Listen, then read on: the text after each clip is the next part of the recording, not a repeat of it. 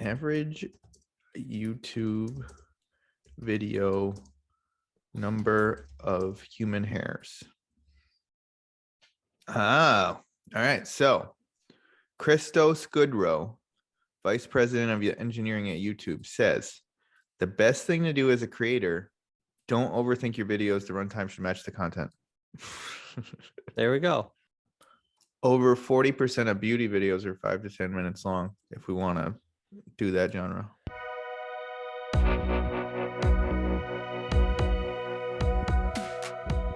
I came across an article last night. I watched two things last night when we got back. I watched the first episode of Severance, which you've been watching. Yeah, how was it? What did you think? I really like it. Yay. And then I watched this movie called Werewolves Within. It's an indie comedy, feature length, and starring Sam Richardson, who was on Detroiters, who I really like. And he's in a few episodes of I Think You Should Leave. What's Detroiters? Really, it's the Tim Robinson show that was before I Think You Should Leave. Is Werewolves Within a cartoon? No. So it's about he's a park forest ranger on a new assignment in a new area. Oh, it's that guy. Yeah. The babies, the baby show guy. Baby of the year. Brad Charlie amazing. Harvest. A bad boy. So I'm watching this movie and there's like 8, like I don't know how many exactly. There's like the set of characters kind of snowed in this town, and I think there's a werewolf. I mean, they kind of slowly get into that. I'm kind of like 45 minutes in, I'm like, I haven't seen a werewolf. This title is very misleading. Not really much of a spoiler, but so like, and then like the whole backdrop is like this town, like there's like this guy coming in from Midland Oil, and he's trying to like get people to sell their land in this town, and some people will, some people won't. It's all about how people turn on each other, how a community breaks down, that sort of thing. Mm-hmm. And I'm like watching this, and I'm like, I like, if this wasn't an indie movie, this would have been picked up as a series, and we would have gone 8 hours learning about each one of these characters. There's like 8 characters, because like I thought they were really distinct characters, like for a 90-minute horror comedy, and it launches into a little of their background, but like still keeps on the main narrative. It still like moves the story forward. There's some flaws to the movie or whatever, but like overall, for like for a budget, like a movie that in that budget range doesn't get made often, I think it was really good.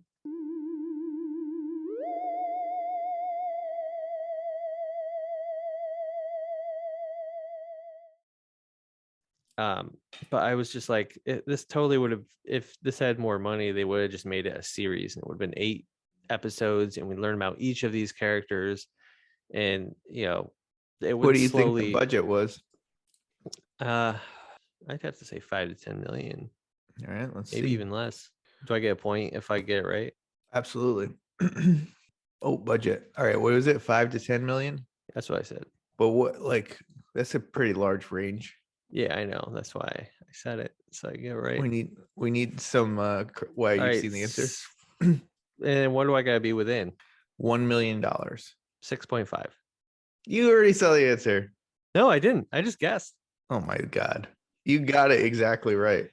So I guessed 6.5 million because that was my gut. I did not look it up. All right, well, you get 2 points for that. Yes. What's the score? 22 to 22. All right, so I guess 6.5 million, which that budget movie doesn't get made often these days, because we have a previous podcast episode about it, or why I think that.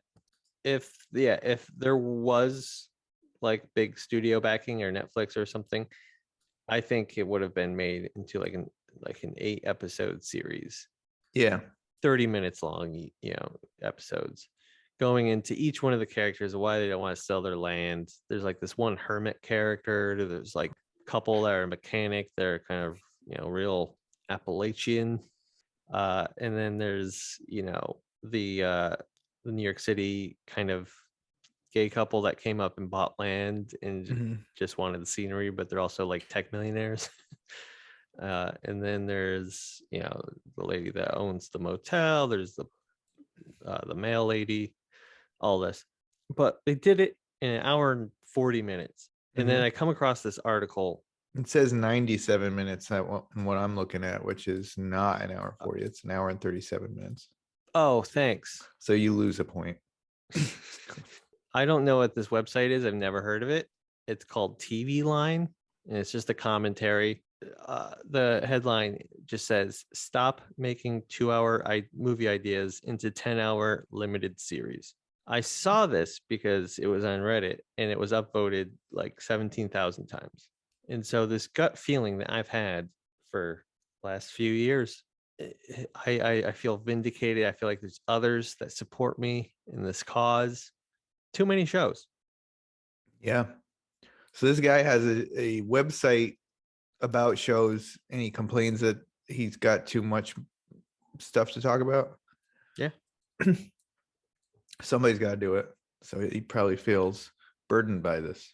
It's turned into this world of like cater to every random group instead of everybody watches the same thing.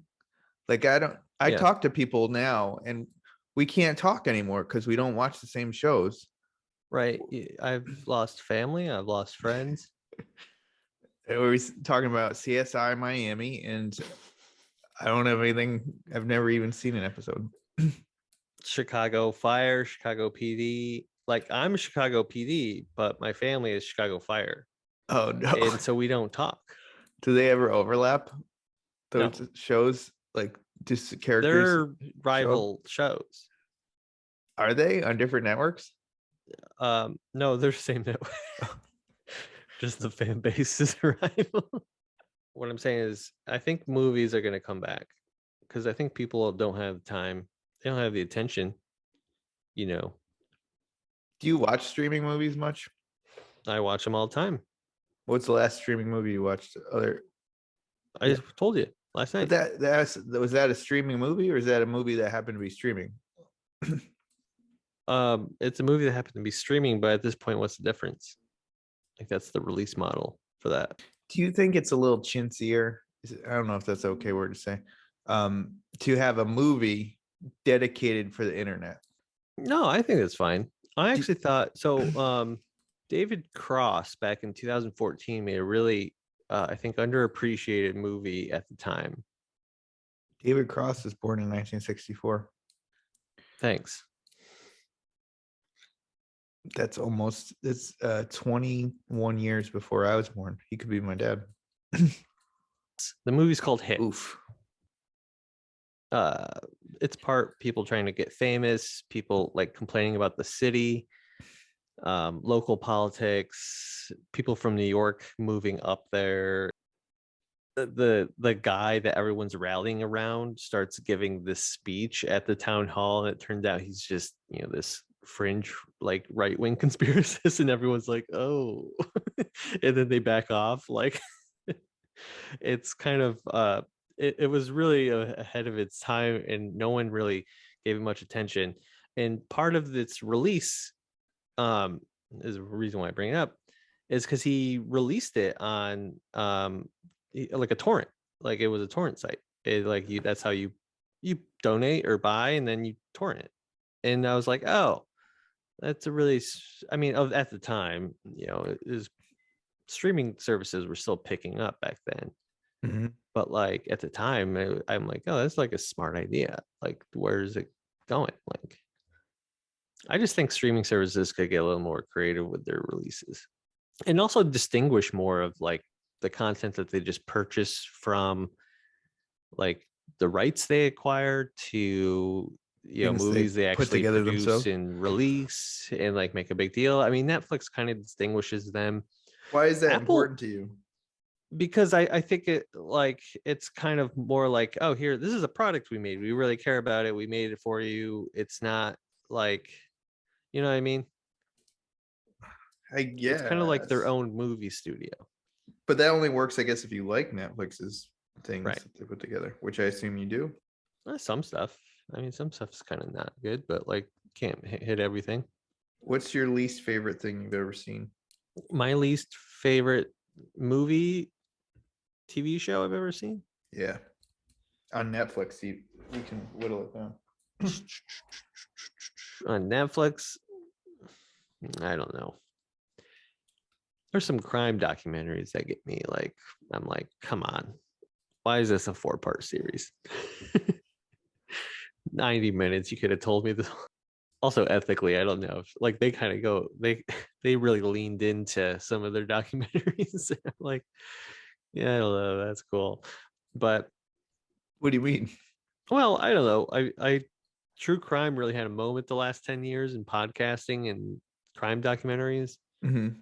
But there is like an alternate side of things where it's like, are we producing content as entertainment based off of real tragic events that are real people? Yeah.